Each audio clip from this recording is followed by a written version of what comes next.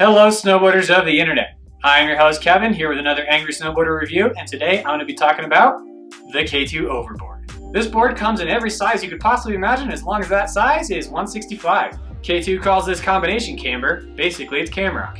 A little bit of micro rocker in the tail, leading up into positive camber throughout most of the board, and then a rocker lift in the nose. I rode this with my K2 lean ATs and my DC tuck knees primarily, although I've ridden it with also my ride fuses when I first rode this board 2 years ago. And I've ridden it pretty much everywhere. I actually own this board. The one in the review is my personal board.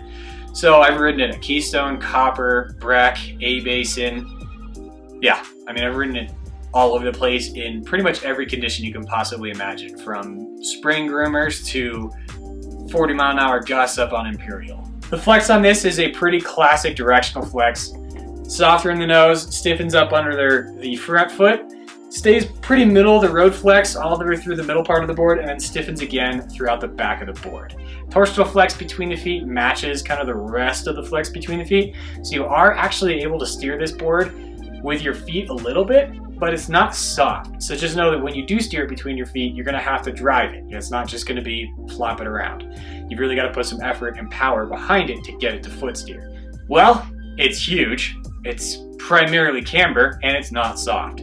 So you can just point this thing and it's just gonna blow over whatever is in front of it. Whether that be chunder, death cookie, small children, doesn't matter. It's gonna just roll right over it and just keep on going, and you're barely even gonna feel it. It has just enough feel to it that you can understand what's happening underneath your feet, and it keeps it from being too damp and too dead. So it still has enough liveliness to it that you're gonna be able to move around, and it's gonna feel snappy and energetic as you're moving around on top of the board. The tail is definitely on the stiffer side, and with ollie in the camber profile, it does take some effort. You really gotta load it, and if you don't, it tends to just kind of pitch you forward. It kind of has that type of flex to it. So the ollie and pop out of this isn't amazing, but it certainly gets the job done. It's never something that left me sad, really. Buttering on this board is interesting. The tail has a little bit to it, but it's pretty stiff and you really got to throw your weight into it. And while you can certainly butter the nose, there is so much nose.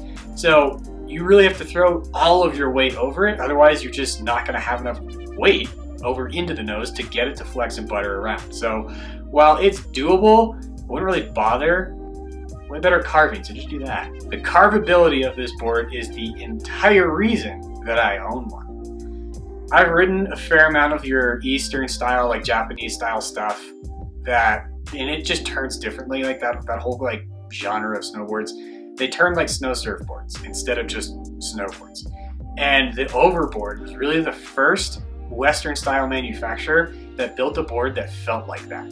So if you've been after that Genten, that Moss, that TJ, and you want it for that style of turning, but you don't want to spend $1,200, $1,000, Overboard is kind of my answer to that, and it does it extremely well, and that's why I got this. Despite the size, it does really quick turns extremely well. You can point this thing and just send it straight line and then just lay it all the way over.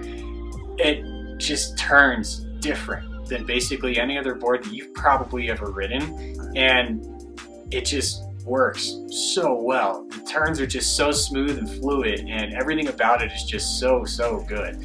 I can't really praise how well this board turns. It's amazing. Who is this board for? Your guy that's looking for a giant snowboard to ride POW on, or your groomer cruiser just looking for something that's super fluid and super stable. Well, my personal thoughts on this board should be pretty obvious. I own one.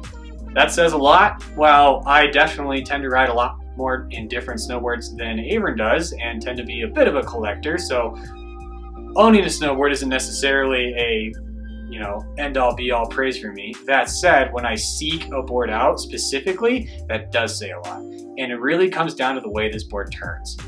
It just has the best carving ability for just straight up cruising, carving turns and just laying it over than any other board really I've ever ridden. So that's why I love this thing. That's why I have it. And oh, by the way, it also annihilates POW because it's a 165. Comparable boards are going to be the Moss Pintail, the Nitro Wood Carver, and the signal yup. Thanks for watching. This has been my review of the K2 Overboard. Have you ridden this board? Do you agree with what I'm talking about? Do you think this board turns like crap? If you do, you're wrong, but let's have a conversation about it anyways.